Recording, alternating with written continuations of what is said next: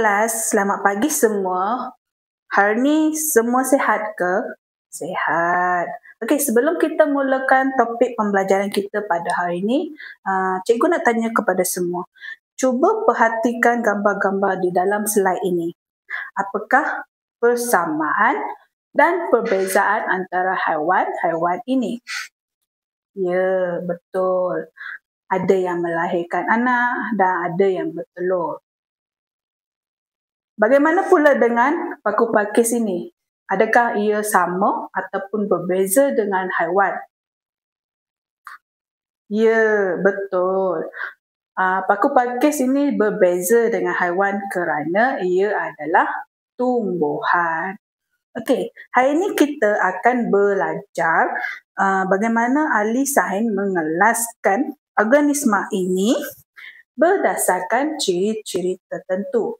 Dan proses ini dipanggil taksonomi.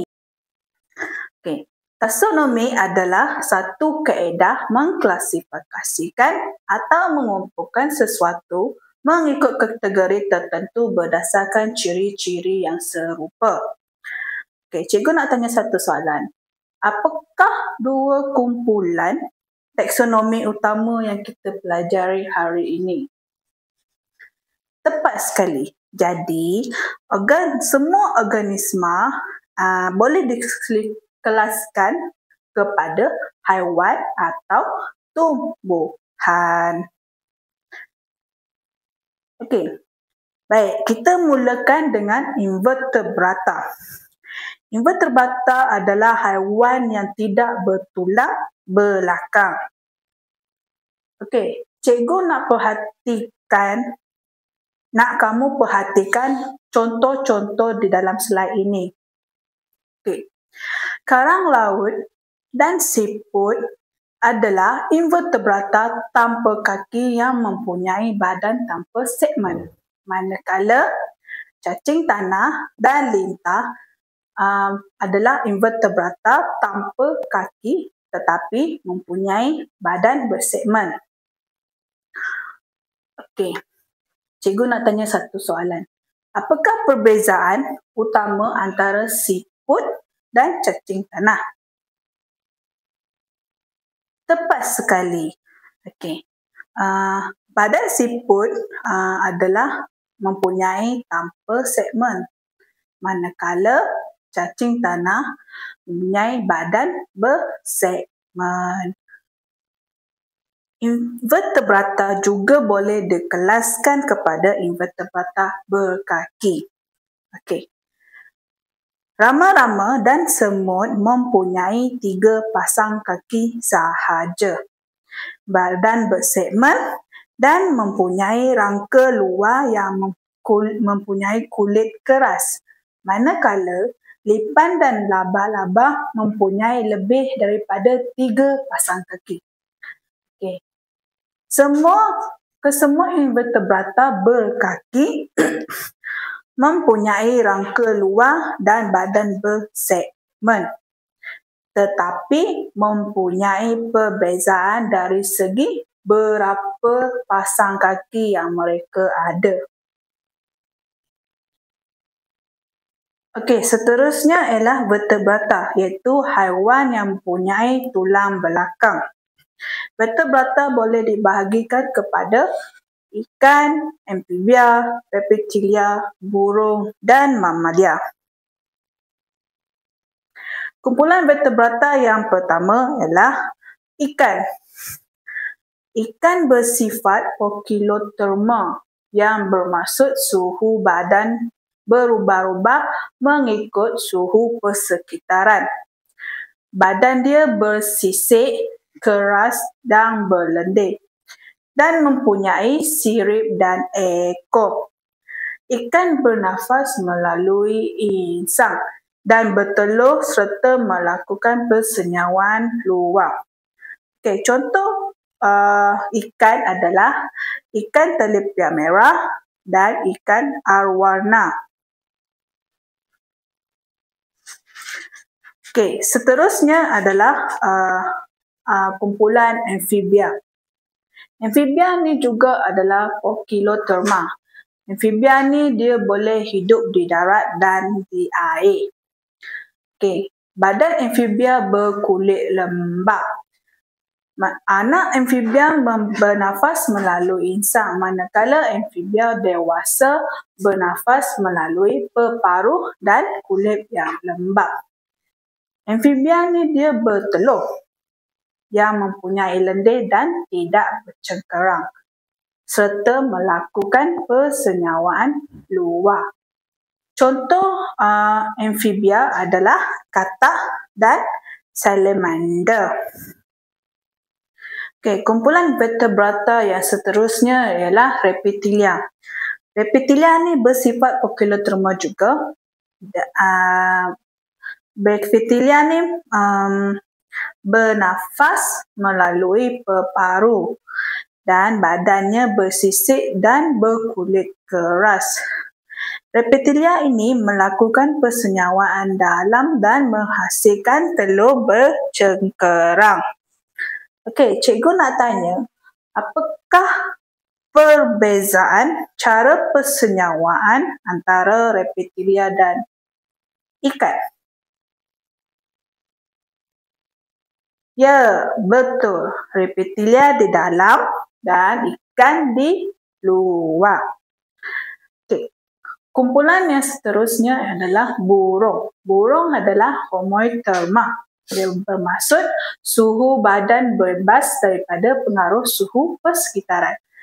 Badan burung dilitupi bulu pelepah dan mempunyai sayap atau kapak serta mempunyai sepasang kaki bersisik.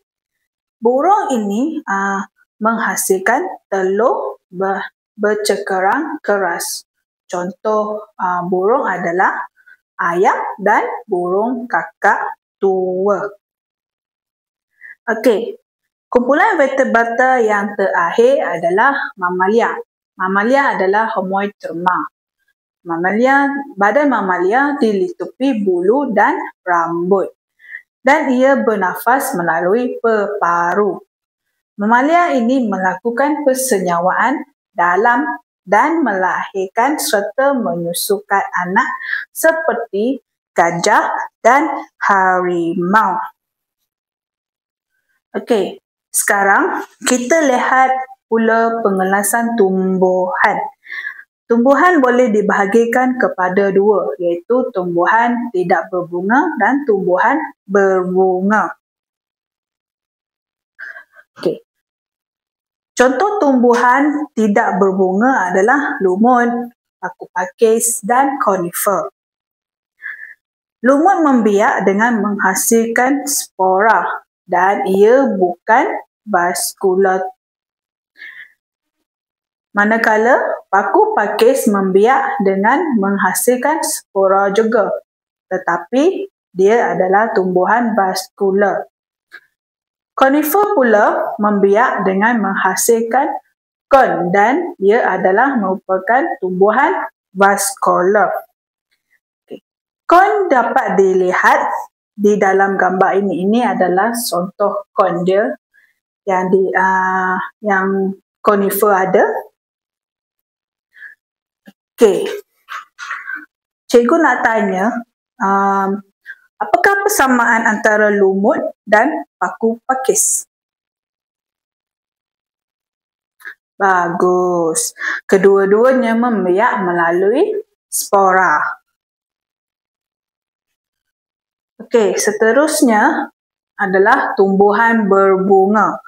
Tumbuhan berbunga dibahagikan kepada dua, iaitu monocotyledon dan dicotyledon.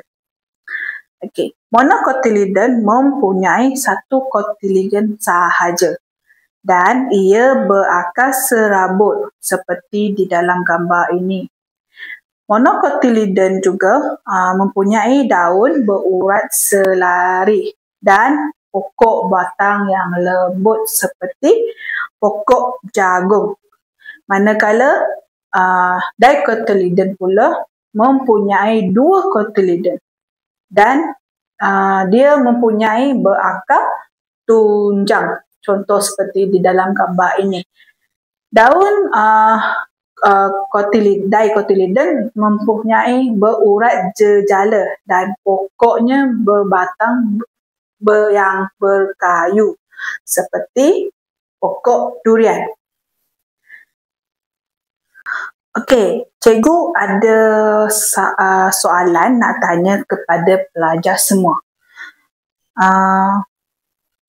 Cikgu nak panggil Mat lah. Okey. Okey Ahmad, boleh bagi tahu cikgu dua kumpulan taksonomi utama yang saya terangkan tadi. Ya, betul. Apa jawapan Ahmad kelas? Haiwan dan tumbuhan. Okey, soalan kedua adalah, okey, sekarang cikgu nak panggil Mei pula. Boleh bagi tahu cikgu tak bagaimanakah kita mengenal pasti mamalia dan reptilia? Maaf Mei, kurang tepat. Tak apa, boleh cuba lagi. Okey. Reptilia tidak melakukan persenyawaan luar, tetapi melakukan persenyawaan dalam. Sama seperti mamalia. Okey. Ada sesiapa nak tambah lagi tak? Okey, Rizal. Okey, tepat sekali. Mamalia mempunyai bulu dan rambut. Manakala reptilia bersisik dan berkulit keras. Okey, sekarang kita akan membuat satu aktiviti iaitu Biodiversity Mystery Box. Dan dalam mystery box ini ada kad yang bertulis tentang ciri-ciri kumpulan taksonomi tadi. Okey. Ini adalah contoh mystery box. Okey. Arahan untuk aktiviti ini adalah pelajar semua perlu dibahagikan kepada 4 kumpulan. Setiap kumpulan ada 6 orang sahaja. Jadi, sekarang cikgu nak murid-murid semua boleh pilih kumpulan masing-masing.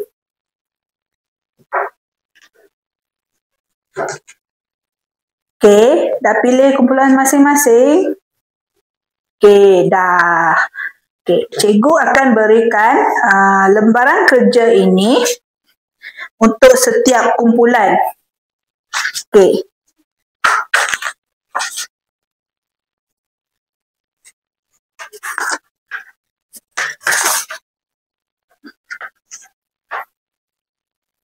Okey, semua kumpulan dah ada lembaran kerja masing-masing? Okey, dah. Okey. Cikgu akan mencabut satu kad daripada kotak misteri ini dan tidak akan menunjukkan kad ini kepada pelajar semua. Okey, tetapi cikgu akan membaca ciri-ciri taksonomi di dalam kad ini. Okey. So, pelajar semua perlu meneka dan menulis jawapan di lembaran kerja yang tadi mengikut ciri-ciri kumpulan taksonomi yang dibacakan. Okey, setiap kumpulan ada 2 minit untuk berbincang dan seterusnya cikgu akan mencabut 3 lagi kad. Okey. Kad yang pertama. Okey. Organisma ini dia mempunyai badan bersegmen dan mempunyai lebih daripada 3 pasang kaki. Okey, masa start sekarang.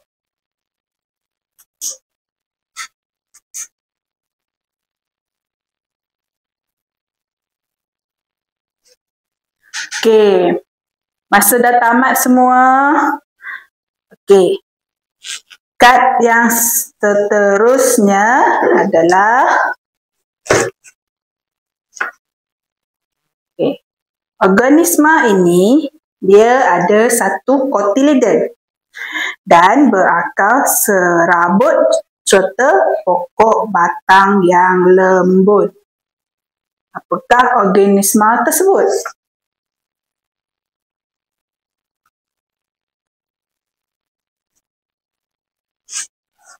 Okey kelas, masa dah tamat. Okey. Seterusnya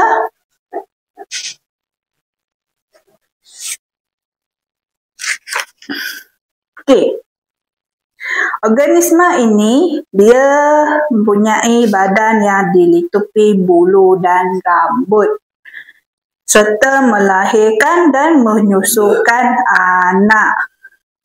Apakah organisma ini?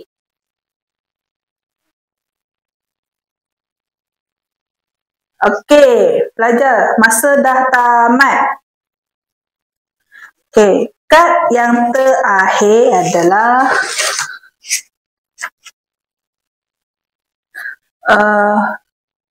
organisma ini bersisik dan berkulit keras serta menghasilkan telur bercengkerang. Apakah organisma ini?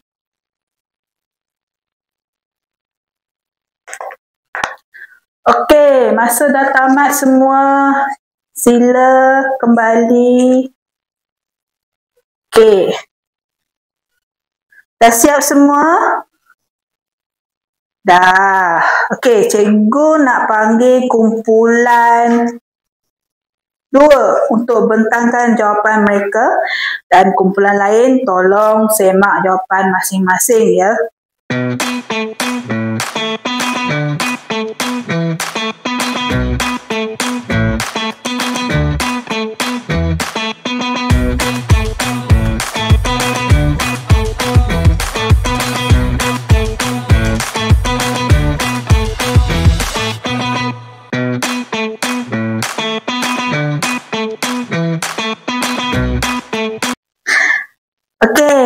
Cikgu nak ucapkan tahniah kepada kumpulan 1 kerana mendapatkan semua jawapan yang betul.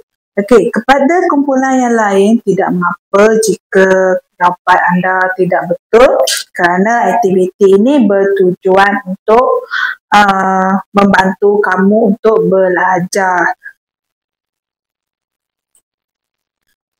Okey, bagi menutup sesi pembelajaran kita pada hari ini, cikgu nak minta seorang wakil untuk merumuskan topik pembelajaran hari ini. Okey, Rizal, boleh rumuskan?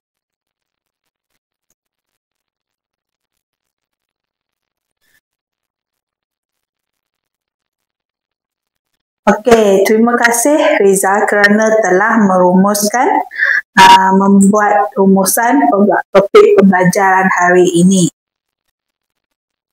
Okey, berdasarkan peta minda item ini, kesimpulannya, organisma boleh dikelaskan kepada haiwan dan tumbuhan. Okey, berdasarkan ciri-ciri tertentu. Pengelasan ini membantu kita untuk memahami biodiversity dengan lebih jelas. Okey, hari ini pelajar semua telah berjaya menyenaraikan kumpulan taksonomi utama. Kedua, menerangkan ciri-ciri penting. Dan ketiga, mengelaskan organisma dengan betul. Tahniah semua. Okey. Sekian, terima kasih semua.